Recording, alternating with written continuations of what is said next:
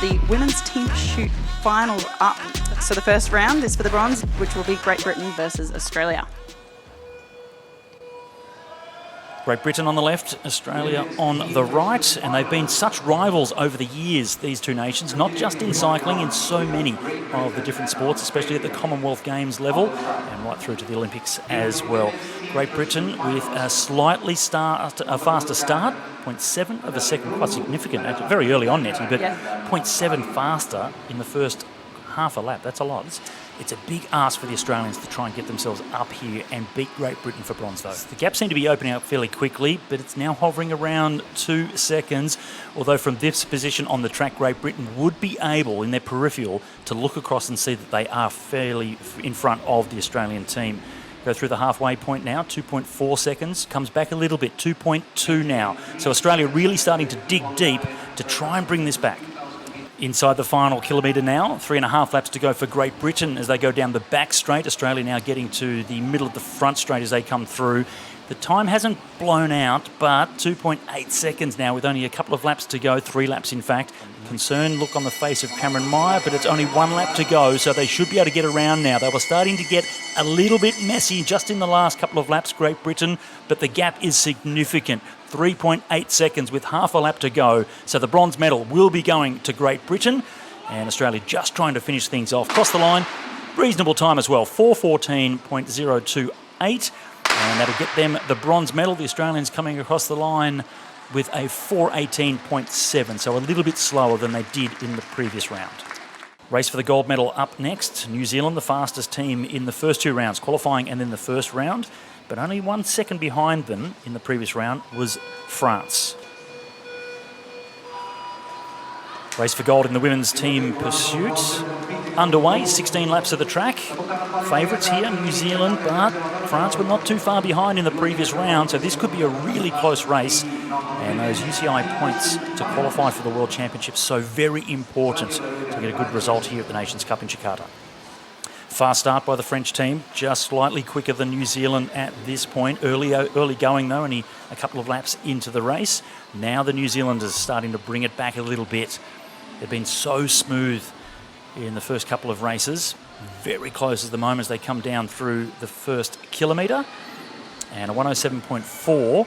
That's on speed with the previous round. So New Zealand and France neck and neck at the moment. It's now New Zealand really starting to take control, 0.9 of a second now. France tried to put them under pressure by going out really fast to start with, but the New Zealanders were not bothered with that, stuck to their schedule, and now the gap just starting to go out a little bit as they've gone through the halfway point, 207.4. 3 riders for New Zealand. 4 riders still for France, but the gap now quite significant, 2.3 seconds. The French have to try and overhaul. Going to be a big challenge for them as they go down to 3 now. So 3 versus 3, only a couple of laps to go. They'll come around to get 3 laps to go, 750 metres of this 250-metre track. And New Zealand certainly in control. 2.7-ish seconds now is the leading margin that New Zealand have over France. 1 lap to go now. It's going to be a gold medal to the New Zealanders. It's been fantastic to see the development of the New Zealand team pursuit team. Really have been quite strong over the last couple of seasons. Put in a couple of new young riders as well, and straight to the very top. As France will finish this one off, but it's New Zealand with a 4:08.5. Take the gold here at the Nations Cup. That's a fantastic performance, riding 2 seconds quicker than they did in the previous round.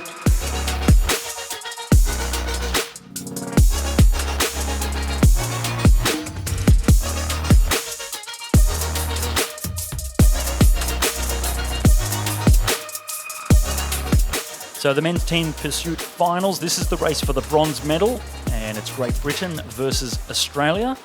Great Britain in the home straight and Australia in the back straight.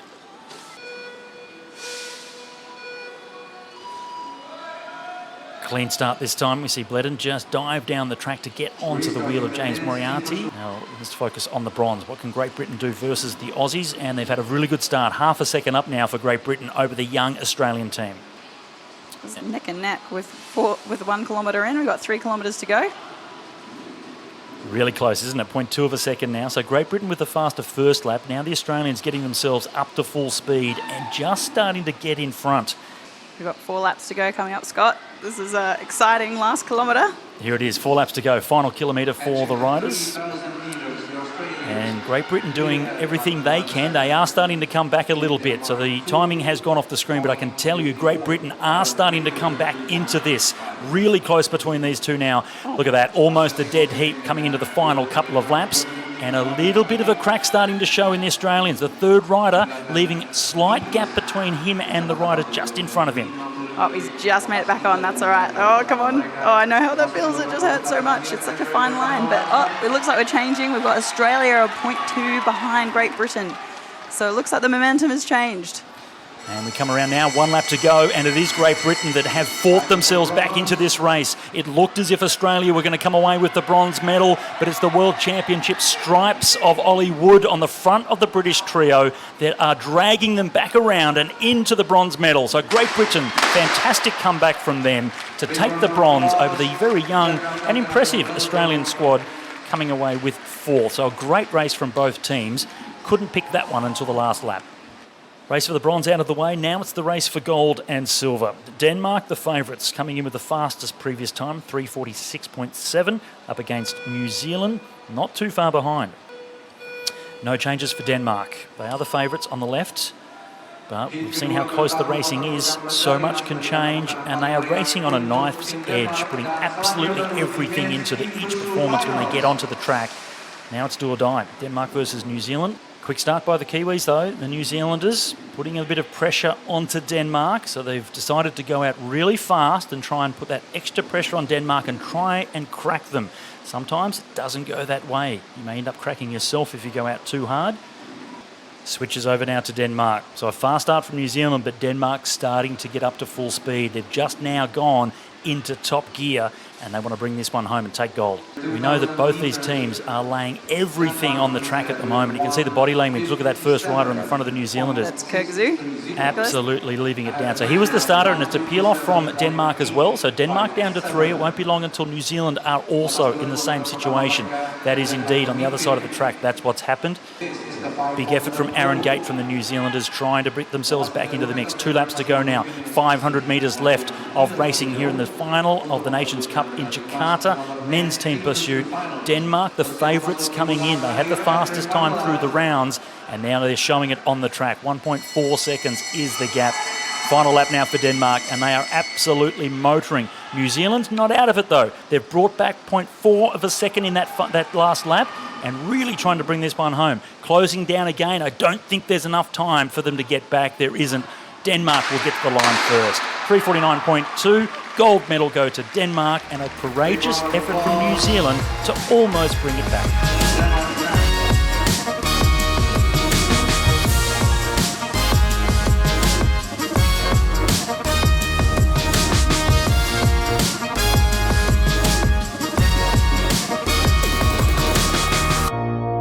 As we go into the women's team sprint finals. And the race for the bronze medal, Great Britain versus the Netherlands. Big effort from Lauren Bell out of the start gates, and Kira Lammerking on the other side of the track for the Netherlands. Both teams out to a good start. British slightly quicker, 0.3 of a second over the first half a lap. Let's see, we go with the 250 metres. And it's gone out a little bit further. So great start to Great Britain. Faster of the two squads to get going. Yeah, they're holding it at 0.33 of a second. So it's going to come down to this final lap. Can Steffi van der Peet bring it back? Well, it brought it back by 0.1 of a second. They're coming there. Come back a little bit. Emma Finucane now, the Welsh rider, riding for Great Britain, trying to finish this one off. It's down to 0.23 now. Very close between these two squads. Netherlands bringing it back a little bit, but not enough. Great Britain come away with the bronze medal, 46.6 seconds, and a really good finish from Emma Finucane. Race for the gold medal now, Germany versus the People's Republic of China. Women's team sprint, and it's the world champions that are the favourites. They had a bit of a stumble in the qualifying in the lower ranks, but then they bounced back in round 1.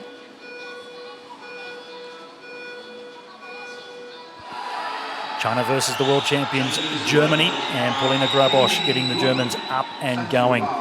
Racing in the rainbow stripes, it has to lift you. They're fresh off the European Championships. They won there.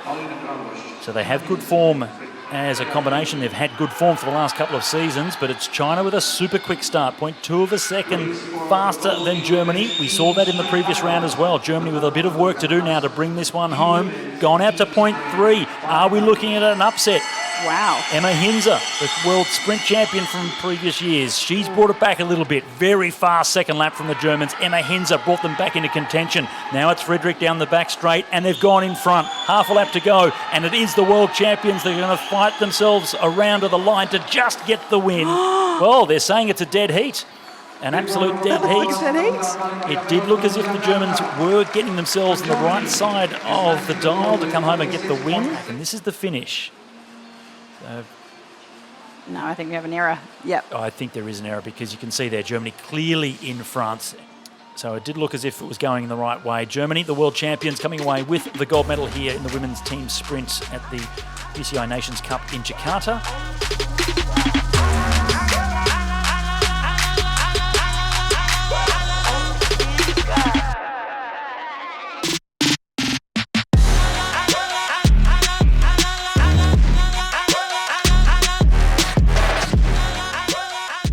Men's team sprint finals up next for the UCI Track Nations Cup here in Jakarta. This one really counts. This is for the bronze medal. France versus Japan. Nagasako on the left, Greenbow on the right. Both teams up and going as quickly as they possibly can. Maximum efforts, and we'll get the first indication of who's the fastest out of the start gate as they come through the first half lap. And it's a quick start from Japan this time, so they really are doing it just when they need to for the medals. Absolutely. Japan was 1.15 faster than France in the round before, so they'll be looking to get a little bit more. There's nothing in it. And France coming back a little bit in this second lap. Now 1 lap to go, and it goes to the side of the French. So the French are slightly up. Halal has been incredibly quick in the final lap each time he's been on the track. And Ken O'Bara hold him off, though. The gap's opening up. France are going to take the bronze medal. What a performance. 0.3 of a second in the end. And it's that man once again finishing it off for them. Rayan Halal with an incredibly rapid final lap to get them the bronze medal. Race for the gold medal now. Men's team sprint final. 5 seconds to go. Final of the men's team sprint here at the Nations Track Cup in Jakarta. Australia versus the Netherlands, and they are cleanly underway thus far. Hoffman doing everything he can to get himself up and going. The Netherlands had the fastest first lap in the previous round, 17.29. Let's see how they go this time through. So Australia are 0.148 behind the Netherlands. The Netherlands have the advantage, but they're coming back. It's quite close now, 0.058. Slightly slower first lap that time for the Netherlands, but they are just in front, really close. But there has been an issue. There's a big issue for the Dutch team, though.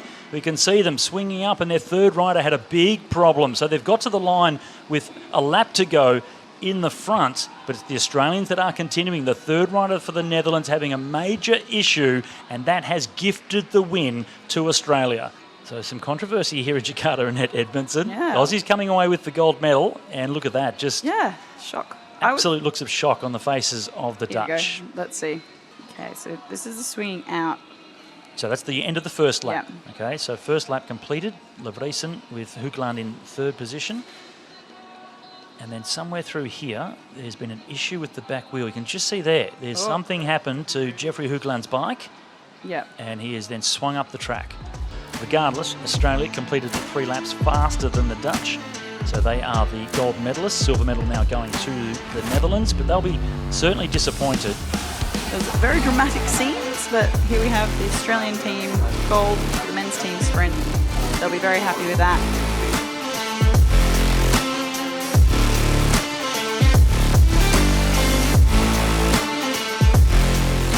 Next race coming onto the track now, the women's elimination race. We have the men's race coming after this as well.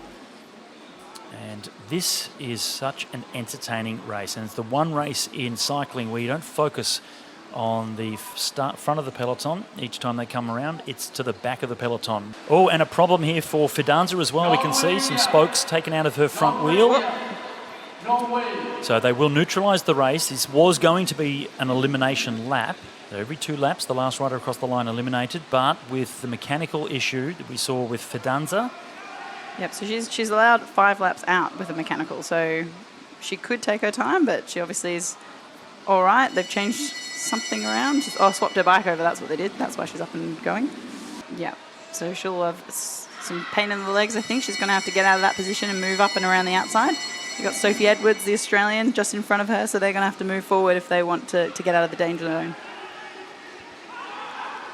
Japan looks like she's in trouble too. So that's Tsuyaka Uchino. Well, Fidanza struggling to get up around the outside of Sophie Edwards here. She wasted a lot of energy getting back into the race, and it is Edwards. Oh, and a crash in the middle as well. So Sophie Edwards was the last across the line. She'll be eliminated. Well, Edwards was the last rider across the line just before that crash happened. Now, you can see some confusion there, but the crash happened definitely after the finish line on the elimination lap. So Sophie Edwards was the last rider.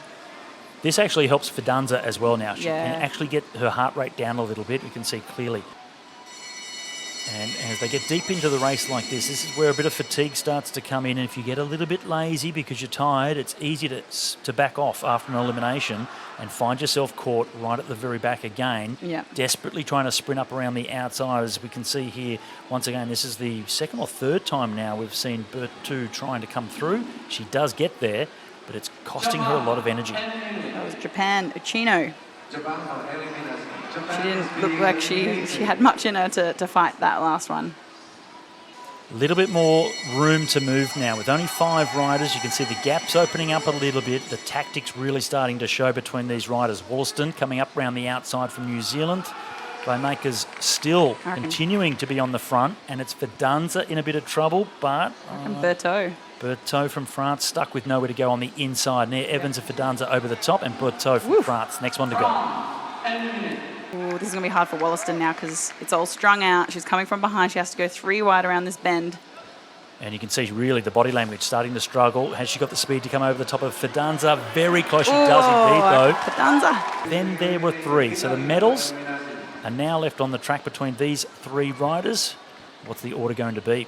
We've seen the Dutch rider, Rainmaker's really showing some strength in front. She's given up. She's done. Tapping out. There you go. Elimination lap next time. Ooh, look at this. This is exciting. So this means that next lap, no one is out because Ryan Makers has decided she's had enough. Yep. And 2 laps to go now for Nia Evans and Ali Wollaston. Yes, and this is exciting. This is great. A lot of the time people are so tired they can't do a lot, so they're getting very tactical, which means that they're feeling okay. They're switched on. It's going to be a battle between the enduro and the sprinter. And Nia Evans it is, the current world points race champion that comes into the final lap first, but look at the speed of Ali Wollaston. She looked very comfortable throughout this race, going from the front to the back to the front again, and when she's really needed to be at the front, which is on the final lap, she's there. Gold medal going to Ali Wollaston. That was incredible. That final lap, the speed, the acceleration that she had after such a tough race, that's exceptional performance there from Ali Wollaston.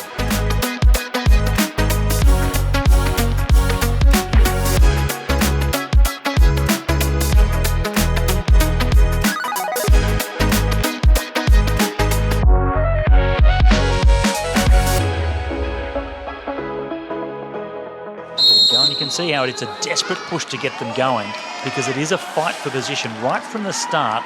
Even though this first lap is neutral, you don't get going until they hear the sound of the gun. And look at the speed. The average speed of this peloton already absolutely flat chat, sprinting around this first lap, and Agnoletto with a bit of work to do if he wants to stay in this race. He can fan right up around the outside, and then the focus will go right down to the inside of the track. Agnoletto gets around. Indonesia. And it is, unfortunately for the home crowd, the Indonesian rider, Kasuma. All right, Scartazzini's on the back. He's playing with fire.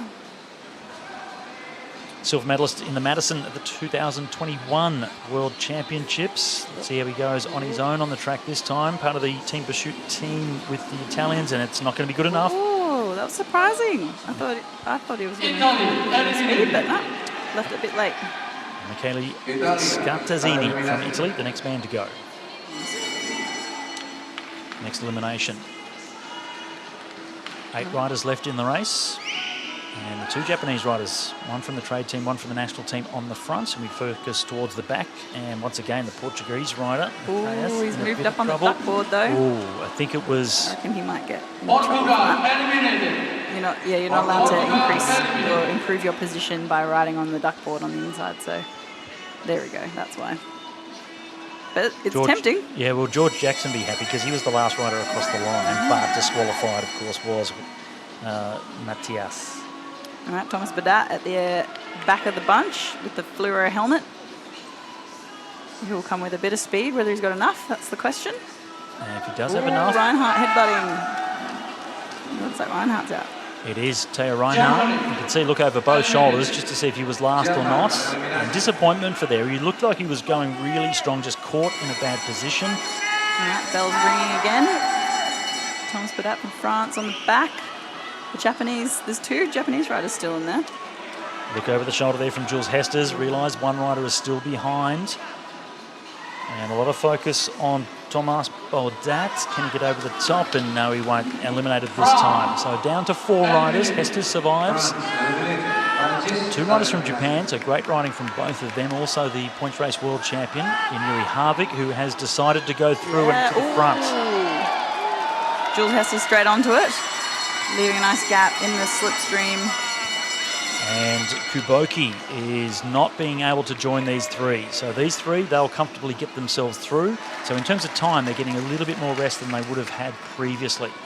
I didn't recognise it, but it's Aya Hashimoto is the Japanese rider still remaining. Oh, that was close. Did you see that? Ooh, bit of a protest now because of that as well from... Aya went up on the inside of Yuri. Yeah, Yuri Harvick not happy. We'll see what the judges determine from this, so we'll wait and see the official results. But Yuri Harvick is gone. Here we have the final sprint between Hashimoto. Jules Hesters it is that comes to the final lap in front. Ken Hashimoto close it down. He's in the slipstream, and Hesters, you can see the deceleration as Hashimoto flies up around the outside. And he flew under the radar for most of the race, came to the front just when it counted. And Aya Hashimoto comes away with the elimination win here at the UCI Nations Cup in Jakarta. Controversial though, we did see Jules Hesters, and here we can see now. So Yuri Harvick is up the track, and it was tight. It was tight, but he was definitely. Ooh, and a real touch of shoulders as well. So Yuri Harvick not only upset that the position got taken away, but upset that he was almost crashed by Hashimoto. But it was deemed fair. He did get underneath Harvick before Harvick came back under the red line.